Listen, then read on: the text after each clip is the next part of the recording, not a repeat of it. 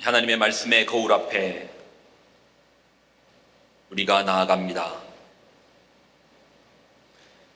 그 거울 속에서 내가 보입니다. 여전히 부족한 거 많고 주께서 원하지 않는 모습 많으나 주님 앞에 직면하여 나아갑니다.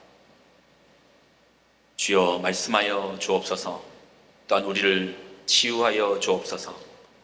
우리를 만져주사 주님 원하시는, 주님 기뻐하시는 그러한 인생의 열매들 맺게 하여 주옵소서. 오늘도 주의 이름을 부르고 주께 나아갑니다. 우리의 삶으로 드리는 모든 예배마다 열매 맺게 하여 주옵소서. 영광을 드립니다. 감사드립니다. 예수님의 이름으로 간절히 기도 드립나이다. 아멘.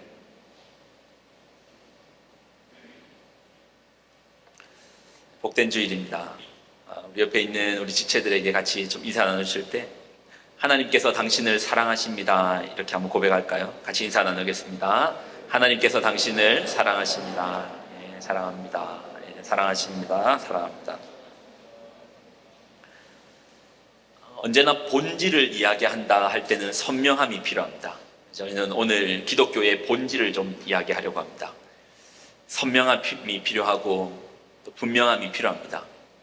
여러분의 생각에는 기독교의 본질이 무엇이라고 생각합니까? 우리가 믿는 신앙의 본질적인 가장 근본이 무엇이라고 생각합니까? 우리의 본질은 구원입니다. 구원. 우리는 종교가 아니죠. 철학이 아닙니다. 본질적으로 이야기한다면 구원을 빼놓고서 우리는 우리의 신앙을 설명할 길이 없습니다. 우리가 이 땅 가운데, 우리가 이곳 가운데, 교회 가운데 온 것은 우리의 구원의 문제, 본질적인 이 신앙의 문제를 위해서 이 자리에 모인 것입니다. 기독교의 구원을 이야기할 때 절대 빼서는 안 되는 게 있습니다. 이것을 빼고서는 우리의 본질적인 기독교를 설명할 수 없는 부분이 있습니다. 그게 뭔지 아십니까? 우리 기독교의 구원의 문제를 이야기할 때 본질적으로 꼭 다뤄야 되는 게 있습니다. 그게 죄입니다. 죄입니다. 이유는 분명합니다. 사실 죄를 죄를 이야기하는 거 별로 안 좋아하시더라고요. 그래서 죄 부분을 좀 빼는 경향도 있는데 사실 그러면 우리의 본질을 놓치는 겁니다. 본질을 빼고 이야기하자는 겁니다. 그러니 말도 안 되는 것이죠. 죄를 분명히 알아야 됩니다. 왜요? 기억하십시오. 이건 반드시 여러분이 기억하셔야 됩니다. 우리의 구원은 죄로부터의 구원입니다. 우리의 구원은 경제적인 독립, 경제적인 구원이 아닙니다. 기독교의 구원은, 우리가 믿는 우리의 신앙의 구원은 죄로부터의 구원입니다. 그러니 죄를 빼고서는 기독교를 논할 수가 없죠. 구원의 카운터 파트너는 죄입니다. 그래서 죄를 알아야 돼요.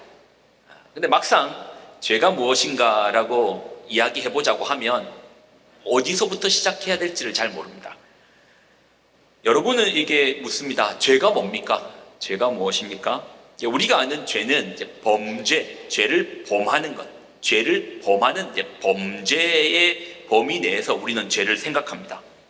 폭언, 폭행, 갈취, 폭력, 협박, 그러니까 사법 체계 내에 있는 어떤 죄를 범하는 그것을 내 피부로 느끼죠. 그냥 막연하게 이것은 죄다라는 것이 아는데 그 죄가 내 피부에 살갗을 뚫고 들어와서 이것이 내가 이렇게 살아도 되겠나 할 정도면 그것은 우리의 사법 체계 내에 있는 정도의 죄만 우리는 심각하게 생각을 하죠. 그래서 이제 죄를 다룰 때 한번 좀 더 여러분 생각해 보십시오. 오늘의 설교는 분명해야 되고 선명해야 됩니다. 그리고 여러분의 언어로 말할 수 있어야 되고 여러분의 자녀들에게 분명히 선언해 주어야 될 내용입니다. 한번 생각해 보십시오. 여러분, 미움은요, 때리지 않았습니다. 그냥 마음으로 미운 거예요. 싫은 거예요. 이거 죄입니까? 그러면 욕심은요, 훔치지 않았다니까요. 안 훔쳤습니다. 그런데 가지고 싶네, 갖고 싶네, 욕심이 타오릅니다. 이거 죄입니까? 그럼 부러운 거는요. 나는 갤럭시 20 쓰는데 친구가 또 23 샀다고 자랑하네요. 갖고 싶네요. 부럽네요. 우리 집 세탁기는 위에서 집어넣는데 또 옆집 봤더니 옆에서 뽑아내네요. 옆에서 집어넣고 하네요. 부럽네요. 우리 집 정수기는 물만 나오는데 앞집에는 얼음도 나오네요. 부럽네요. 부러워하는 것도 죄입니까? 아니 무슨 부러워하는 것까지 죄라고 하겠습니까? 라고 할 줄 알았는데 성경에 보니까 이것도 죄네요. 그것도 하나님께서 친히 주신 십계명에 담겨져 있는 죄입니다. 우리 한번 읽어보실까요? 출애굽기 20장 17절입니다. 자, 같이 읽습니다. 시작.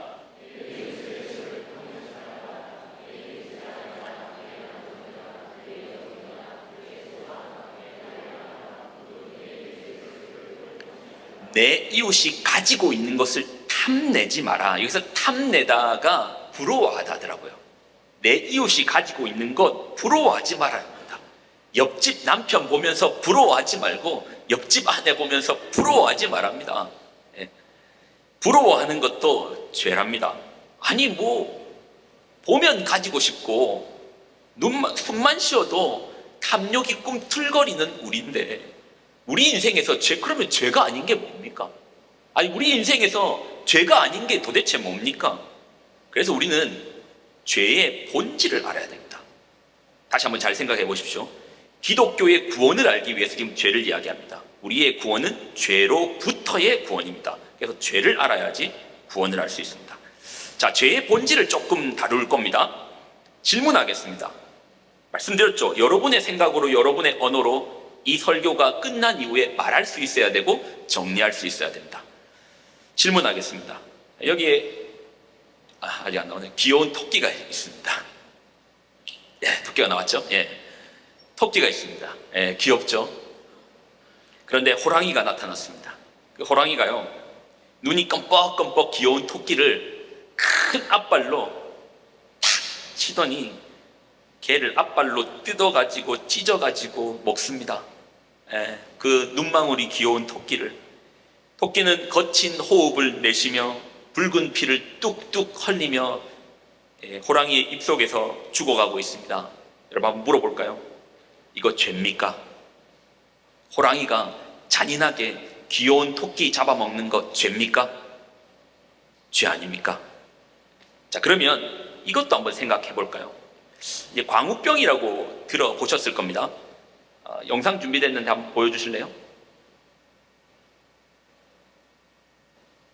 소가 몸을 가누지 못하고 비틀거립니다. 소해면상노증, 일명 광우병에 걸린 소의 모습인데요. 영국 스코틀랜드의 한 농장에서 죽은 소가 다우너, 그러니까 막 딱 넘어지고 하는 이 소. 여기까지만 볼까요? 이 광우병의 여러 원인 중에 몇 가지, 한 3가지 정도의 원인이 있던데 그 중에 가장 지배적인 원인이 소가 소를 먹었답니다. 미친 소 맞네요. 소가 소를 먹었답니다.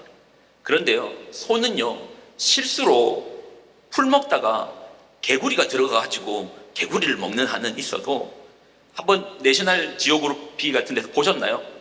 소 같은 게 갈비뼈가 선명하게 다 드러나는 고 옆에 픽픽 쓰러져 있는 소가 있습니다. 우리 노래는 보면은 어이구 갈비살 이 툭불이네 하고 바로 뜯어 먹을 것 같은데 소는 그 가뭄 가운데 아무리 굶어서 죽어도 픽픽 쓰러져도 옆에 있는 소 안 뜯어 먹습니다. 옆에 있는 소 안 먹는다니까요. 굶어서 배고파서 픽픽 쓰러져도 소 안 먹는다니까요. 그런데 어떻게 소가 소를 먹어가지고 광우병에 이제 걸린 것입니까? 이유는 간단합니다. 400kg 나가는 소보다 500kg 나가는 소가 비쌉니다. 400kg 나가는 소보다 500kg 나가는 소가 비싸요. 그리고 풀 먹고 자라는 소보다 고기 먹고 자라는 소가 빨리 큰대요. 그래서 소가 먹는 건초에 폐사되는 소, 쓸모없는 소를 갈아서 그것을 이제 사료화 시켜서 같이 소의 고육분이 있는 그런 사료를 먹여서 광우병이 걸렸다라는 것이 좀 지배적인 이유 중에 하나더라고요. 그럼 한번 물어보겠습니다. 소에게 소를 먹이는 거 이거 죄입니까?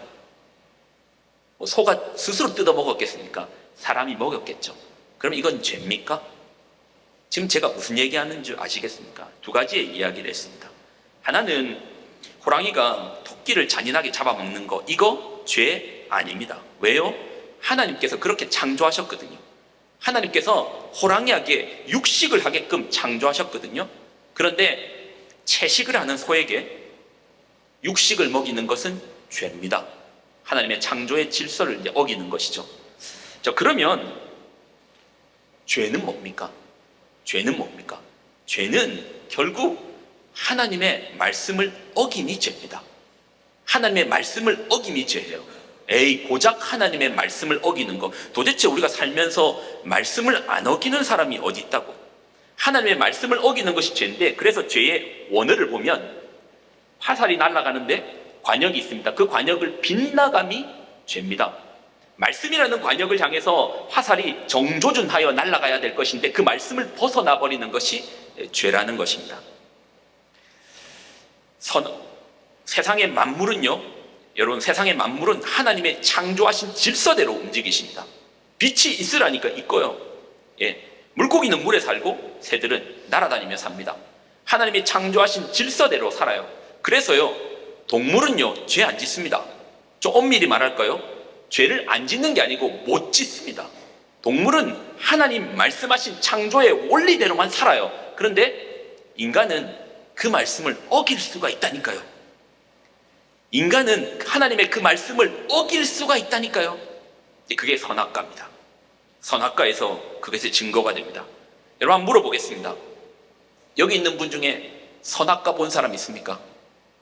그게 사과나무 열매던가요? 아니면 오렌지 열매던가요? 아니면 토마토처럼 그렇게 돼 있던가요? 아니면 수박처럼 이렇게 돼 있던가요? 보신 적 없습니까? 먹었다며요. 보신 적 없습니까? 아니, 본 적도 없는 거를 우리 보고 먹었다고. 뭔 죄? 아니, 나는 만진 적도 없고 본 적도 없고 어떻게 생긴지도 모르는데 우리한테 원죄, 오리지널 씬, 원죄, 우리 보고 다 원죄가 있답니다. 이게 뭡니까? 이거는 원죄, 먹었다, 먹지 않았다는 것이 아니고, 우리가, 인간이 지구의 모든 만물은 하나님의 말씀의 원리대로 순종하며 삽니다. 그런데 유일하게 인간만 하나님의 말씀을 어길 수 있는 존재라는 존재 선언입니다. 원죄라는 것은 모든 천하 만물이, 아마 아담이 하나님의 말씀을 어겨 그 열매를 따는 날에 하늘의 별들이 깜짝 놀랐을 겁니다. 공중의 새들이 깜짝 놀랐을 겁니다. 바다의 물고기들이 깜짝 놀랐을 겁니다. 어떻게 하나님의 말씀을 어기냐고. 모든 만물은 하나님의 질서, 말씀, 그 속에 사는데 유일하게 인간만이 하나님의 말씀을 어길 수 있는 존재, 반드시 죽으리라, 먹는 날에 반드시 죽으리라, 창세기 2장 17절.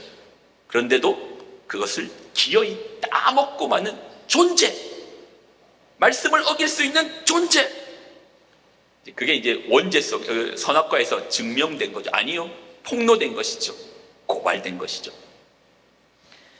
하나님의 말씀을 어길 수 있는 존재가 되어버린, 하나님의 말씀을 어길 수 있는 존재가 되어버린 인간에게서, 우리에게서, 아니 나에게서 어떤 죄가 파생적으로 일어날지는 아무도 모릅니다. 아이, 폭력, 폭행, 아니 내가 어떻게 살았는데, 내가 얼마나 도덕적으로 사는 인간인데 나 앞에서 폭력 얘기하지 마십시오. 그런 죄 얘기하지 마십시오. 아니, 살인, 아니 나는 바퀴벌레 한 마리도 못 잡아가지고 남편을 불러야지 바퀴벌레 죽은 것도 치우는 사람인데, 닭모가지도 못 비트는 난데 나 앞에서 살인 얘기하지 마십시오. 아닙니다. 하나님의 말씀을 어길 수 있는 존재가 되어버린 우리는 기회가 없었다거나 그 환경에 놓여지지 않았기 때문에 그것이 마치 우리랑 먼 것과 같이, 그게 꼭 먼 건 아닙니다. 르완다 학살이라고 들어보셨을 겁니다. 호텔 르완다라는 영화도 있었고요. 르완다에 학살이 일어났습니다. 후투족, 투치족. 여기에다 두고요, 이 사람은 후투족이야, 이 사람은 투치족이야 해놓고 어디 갔다 온 다음에 누가 후투족이야, 누가 투치족이야 우리한테 물어보면 구분 못합니다.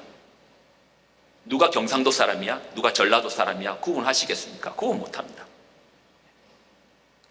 후투족이 투치족을 100일 동안에 100만을 학살했습니다. 당시에 르완다의 인구가 한 1000만 정도였어요. 그러면 10명 중에 1명이 100일 만에 학살된 겁니다. 하루에 10,000명, 1시간에 400명, 1분당 7명을 살해한 것입니다. 그 사건을 바라보던 기자가요, 핏빛으로 가득한 강물 위에 시신이 떠내려가는 것을 보면서 기자가 이런 말을 했어요. 이 세상에 과연 악이 없다고 어떻게 말할 수 있는가? 이 세상에 과연 악이 없다고 어떻게 말할 수 있는가? 악함이 없다고 어떻게 말할 수 있는가? 근데 이 학살이 우리에게 충격으로 다가오는 게 뭔지 아십니까? 이 학살이 우리에게 충격으로 다가오는 게 뭔지 압니까? 그들이 이웃이었습니다. 옆집에 사는 이웃이었어요. 그냥 평범한 이웃이었어요. 살인을 저지를 것이라고 생각하지 않았던 이웃이었던 것이에요. 코코넛 자르는 칼로 이웃을 죽인 그 흉악한 살인범이요, 그냥 평범한 이웃인 거예요. 생존자의 인터뷰 중에 이런 내용도 있더라고요. 10대 소녀의 인터뷰거든요. 어제까지 주일학교에서 저희를 가르쳤던 선생님이 무서운 눈을 하고서 칼을 들고 자기의 이름을 부르면서 달려왔대요.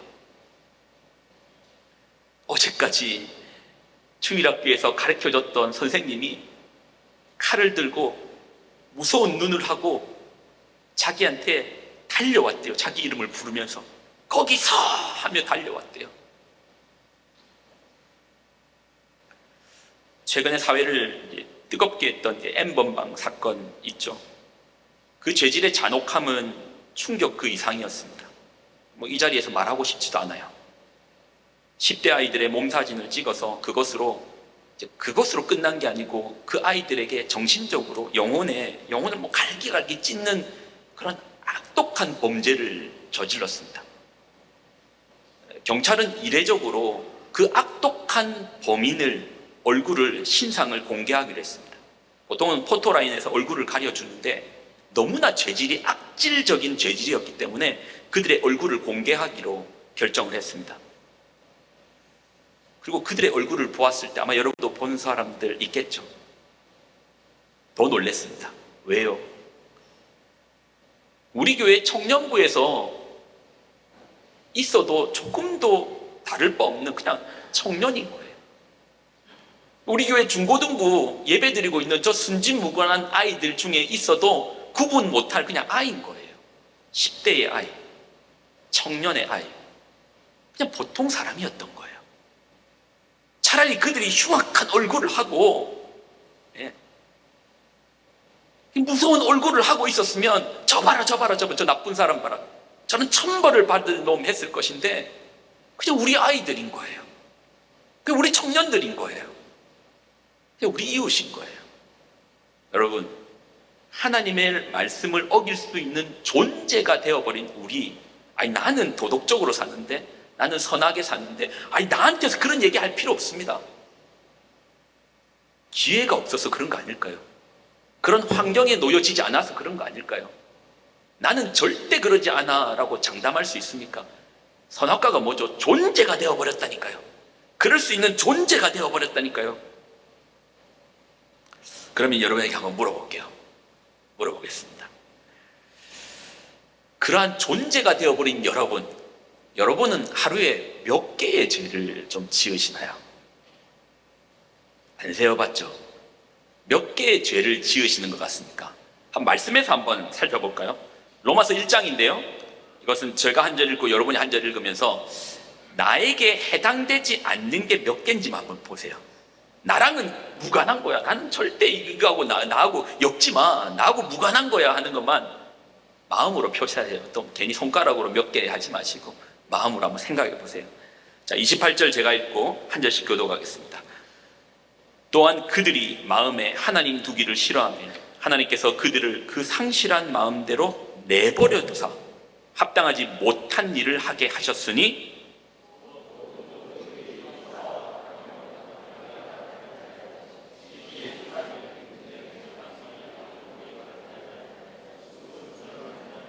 비방하는 자요, 하나님께서 미워하는 자요, 능욕하는 자요, 교만한 자요, 자랑하는 자요, 악을 도모하는 자요, 부모를 거역하는 자요.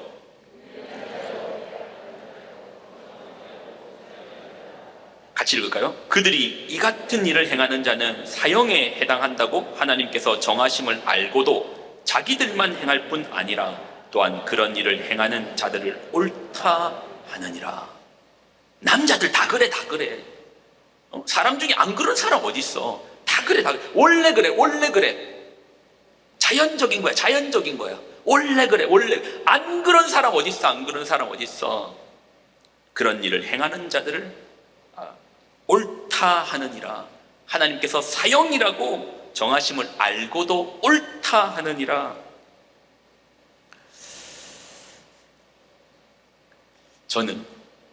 저도 이 구체적으로 안 세워봤는데 그냥 예를 들어 하루에 제가 10개의 죄를 짓는다 하겠습니다. 그러면 1년이면 몇 개입니까? 3,650개. 10년이면 36,500개. 맞나요? 36,500개. 그리고 인생을 그냥 계산하기 쉽게 100년간 산다고 하면 36만 5천 개의 죄를 짓네요. 여러분 생각에는 하나님께서 사형이라 하는 죄를 36만 개 정도 짓고 살았으면 어떤가요? 이런 사람은 구원받을 만한, 구원에서 통과하여 구원받겠습니까? 안 되겠습니까? 자, 그러면요, 제가 아는 분 중에 정말 선한 분이 있어요. 그분은 법 없이도 살만한 분이에요. 이분이 남들이 36만 개를 죄를 지을 때 이분은 평생 동안 12만 개, 남들의 3분의 1밖에 죄를 안 지었습니다. 너무나 착한 분이거든요. 그러면 이런 분은 어떻게 구원 받겠죠? 안 됩니까?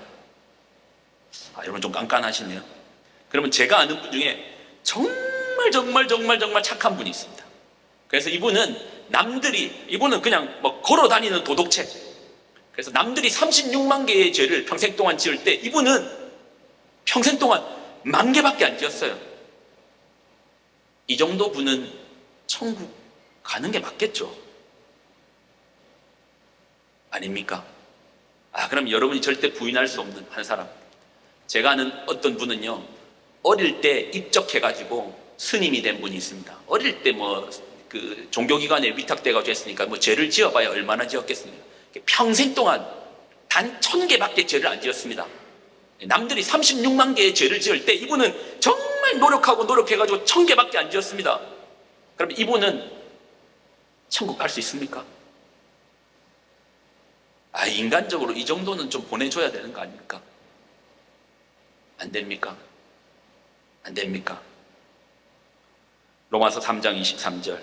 모든 사람이 죄를 범하였음에 하나님의 기준 영광에 이르지 못한다. 여러분 기억하십시오. 구원은, 하나님의 나라는 죄를 적게 지은 사람이 받는 것이 아닙니다.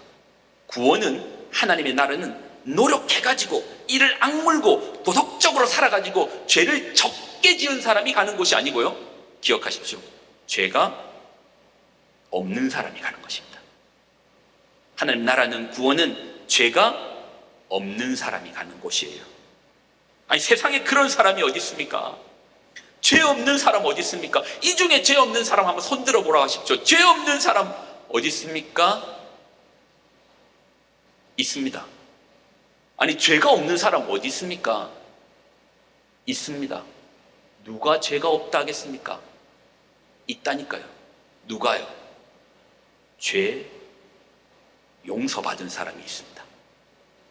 그 죄를 용서받은 사람이 있습니다. 그 죄를 용서받은 사람이 있습니다. 여러분 구원은 노력해서, 그래서요 우리가 믿는 신앙은 종교가 아니고요, 철학이 아니고 도덕이 아닙니다. 도덕은요, 노력해가지고 남들 36만 개 죄 지을 때 노력해가지고 36,000개로 떨어뜨릴 수는 있습니다. 그러나 그 구원에는 이르지 못합니다. 왜냐하면 죄 없는 사람이 들어가는 곳이니까. 그래서 죄 사함이 필요합니다. 이제 본문을 볼 시간입니다. 거의 다 끝났어요. 긴장할 필요 없습니다. 오늘 본문에 마태복음 9장 2절, 작은 자여 안심하라. 작은 자여 안심하라. 예수님의 선언입니다. 내 죄 사함을 받았느니라. 아멘이십니까? 작은 자여 안심하라. 내 죄 사함을 받았느니라. 죄 사함을 받았느니라. 마태복음 9장 6절, 그러나 인자가 세상에서 죄 사하는 권능이 있는 줄 너희로 알게 하려 하노라. Why 예수입니까? Why 지졌습니까? 왜 예수 그리스도입니까? 왜 철학은 안 됩니까? 왜 종교는 안 됩니까? 왜 선행은 안 됩니까? 왜 오직 예수입니까? 죄 사함을 받았느니라 라는 선언은 오직 예수님께 허락되어 있는 능력이십니다. 사도행전 4장 12절, 이건 같이 한번 읽어볼까요? 사도행전 4장 12절 같이 읽습니다. 사도행전 그 다음에 4장 12절 같이 읽습니다. 시작. 다른 이로서는 구원을 받을 수 없나니 천하 사람 중에 구원을 받을 만한 다른 이름을 우리에게 주신 일이 없음이라 하였더라. 여러분 기억하십시오.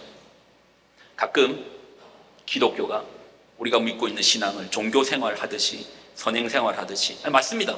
성경에도요 도덕 이상의 도덕을 가르치고 있고 선행 이상의 선행을 보여주고 있고 바른 삶, 옳은 삶, 정의로운 삶 보여주고 있습니다. 그거 틀렸다라는 거 아닙니다. 그러나 우리의 구원의 문제는 죄의 해결함, 죄 사함이라는 영역이 없이는 결코 없습니다. 예수님께서 십자가를 지실 때 마지막에 하셨던 말씀이 있습니다. 예수님께서 십자가를 지실 때 마지막에 남기셨던 말이 있습니다. 여러분 같이 한번 읽어볼까요? 요한복음 19장 30절 후반절입니다. 같이 읽습니다. 시작. 다 이루었다 하시고 머리를 숙이니 영원히 떠나가시니라. 십자가를 지시고 마지막에 하셨던 다 이루었다. 테텔레스타이, 테텔레스타이. 우리에게는 익숙하지 않은데 당시에 물건 파는 사람, 물건 사는 사람, 상점하는 사람, 특히 노예를 사고 팔고 하는 사람들은 무슨 말인지 다 알았습니다. 테텔레스타이 무슨 말이죠? 네 빚 다 갚았어.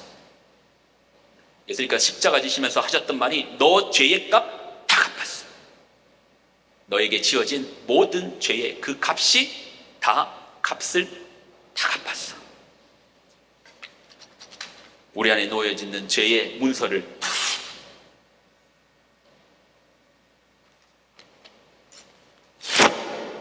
찢으시며 다 갚았어. 여러분 어떠신가요? 우리는 종교가 아닙니다. 그렇게 접근하지 마십시오. 구원의 신앙입니다. 오늘 우리를 구원케 하시는 그 능력의 이름 예수 그리스도로 사시기를 예수님의 이름으로 부탁을 드립니다. 오늘 이걸 준비하면서 이 찬양이 마음에 계속 맴돌던데요. 요즘은 찬양을 반주도 하면 좋긴 한데 또 이렇게 그냥 불러도 참 좋더라고요. 그냥 한번. 그리고 찬송가 버전이랑 조금 다른데 예전에는 이렇게 우리가 불렀었네요. 가사 띄워지나요? 예.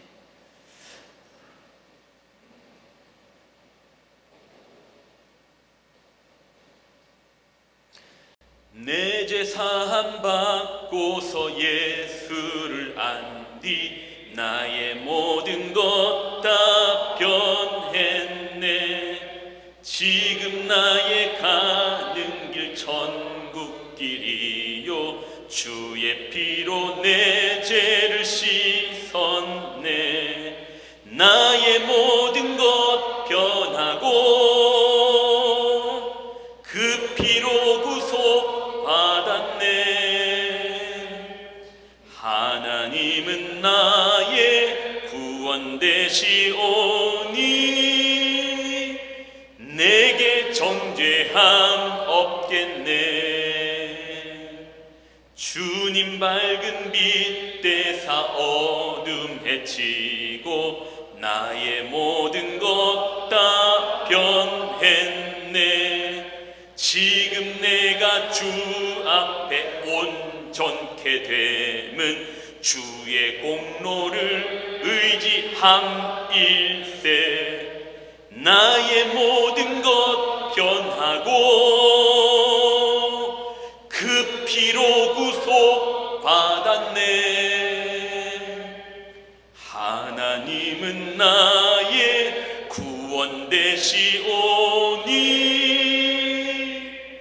내게 정죄함 없. 내게 성령 임하고 내게 성령 임하고 그 크신 사랑 나의 맘에 가득 채우며 모든 공포 내게서 물리치시니 내 맘 항상 주 안에 있도다.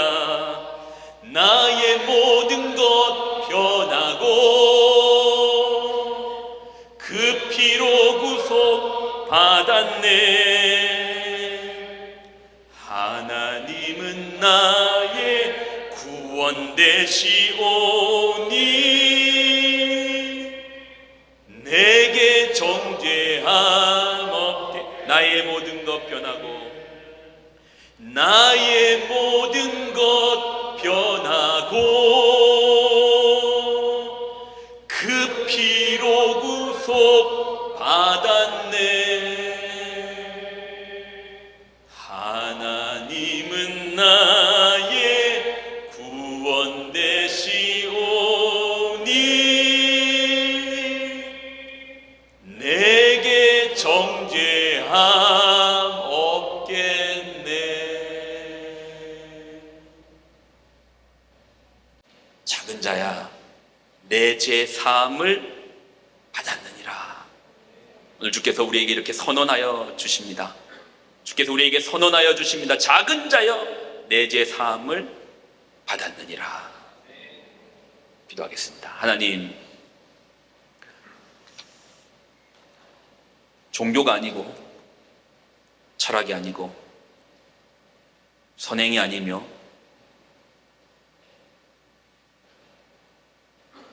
우리가 붙들고 있는 것은 신앙이며 생명이며 구원입니다. 죄의 문제를 줄여가는 과정을 넘어 예수님께서 십자가에서 다 갚았다, 다 씻었다, 다 해결했다. 우리의 노예 문서를 찢으시며 너 해방되었다. 죄의 사함입니다. 하나님, 우리 마음 가운데 혹여 우리 마음 가운데 종교로 변질되어 버리는 그런 습관이 있다면 우리가 단단히 붙들고 나가게 하여 주옵소서. 오늘 예수 그리스도 안에서 우리의 모든 죄의 문제가 해결되었음을, 죄에서 자유함을 얻었음을 선언하며 믿음으로 하나님의 자녀로 살아가는 우리들에게 인도하여 주옵소서. 이제는 우리 주 예수 그리스도의 은혜와 독생자를 우리에게 보내주신 하나님의 그 무한극진한 사랑하심과 우리 안에서 역사하시며 우리의 죄의 문제를 놓고 기도하시는 성령님의 교통동행 충만하심의 역사하심이 오늘의 말씀을 듣고 죄의 사함을 받았느니라 라는 주님의 선언이 우리의 삶에 가득 울려 퍼지며 그 믿음으로 자녀의 삶을 살기로 작정한 귀한 성도들의 삶과 가정과 그들의 자녀들의 머리머리 위에 이제로부터 영원히 항상 함께하여 주시기를 간절히 축원드리옵나이다. 아멘.